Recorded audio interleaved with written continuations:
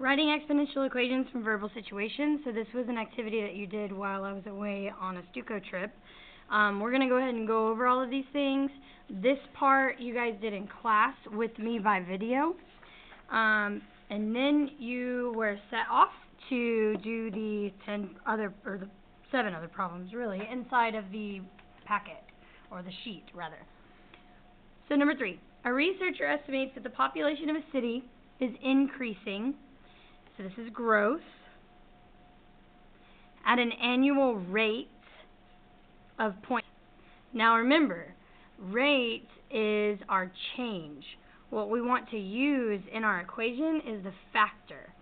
So if we increase at a rate of 0.6%, that is added to our original percent. Our original percent is always 100%. So if you add this, you end up with 100.6%. So I did that first. If you change this to a decimal, that will be your factor.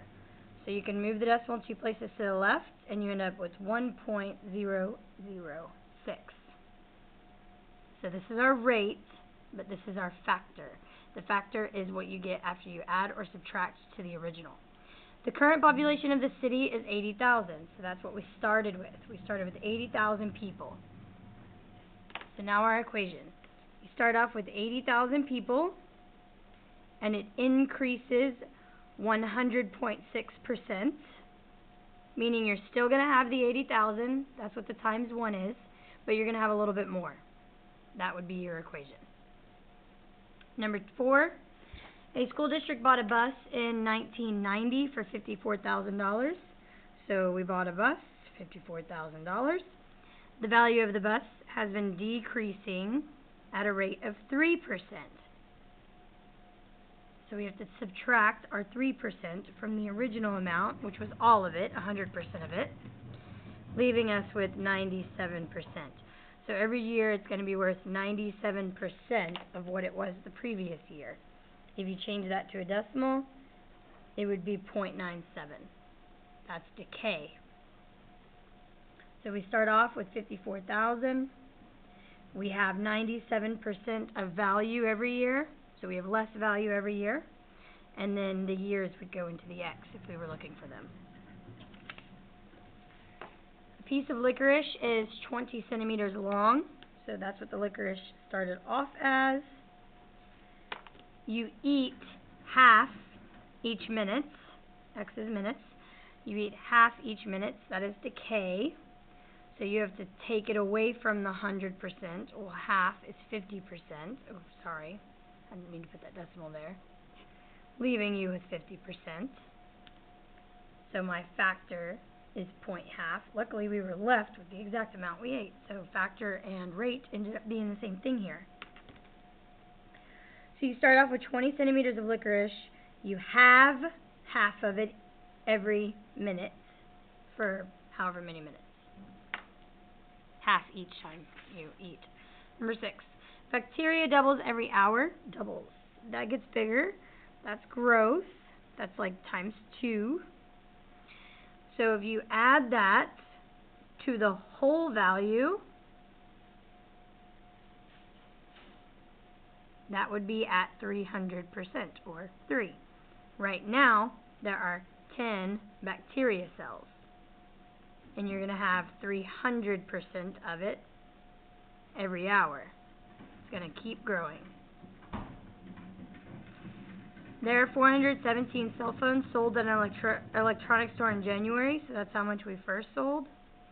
And it increased from 100%, 3.75.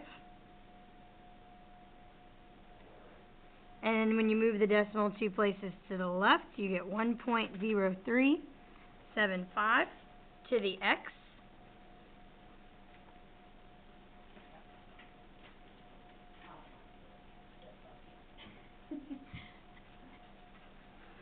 At this rate of growth, write a function that can be used to determine the monthly cell phone sales after X months. Well, thankfully, X is months.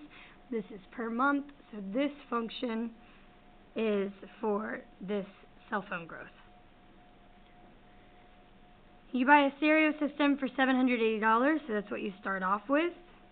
Each year, the value depreciates. We're going to be subtracting 2/5 of the previous sale. 2/5 is the same thing as 0.4. Decimals are taken from a whole value. This would be like 40%. This would be 100%, leaving you with 60%.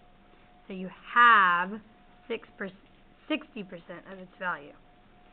You buy a commemorative coin for $110. That's what you start with. Each year the value of the coin appreciates, so it's going up. That means you're adding the percent to the 100%, giving you 100.4% of its value. So it's going to be 100.4% every single year of what it was before. If you change that to a decimal, I can't even see it, I'm sorry. If you change that to a decimal, by the way, I added the percent to a percentage. That's how I get my factor. That would be 1.004 to the x. So you start with 110. It appreciates, going up, which is why it's more than 1. But in order to make it more than 1, you had to add it to 100%. And if you needed to know after so many years, you could plug the years in here. You've got a massive jar filled with M&Ms. We have 400,000 M&Ms. It's a lot of M&Ms. She eats a third of it. So this is going down by a third. To get what a third is as a percent, you could do 1 divided by 3, which is pretty. Change it to a percent, and it's 33.333%.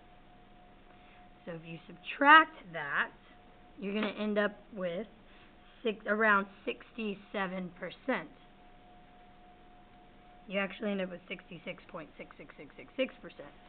So we'll say 67%. Change that to a decimal, 0.67 after this many weeks. So if we wanted to know after 5 weeks, we'd plug a 5 in for x. After 6 weeks, we'd plug a 6 in for x. But the trick is getting that equation first.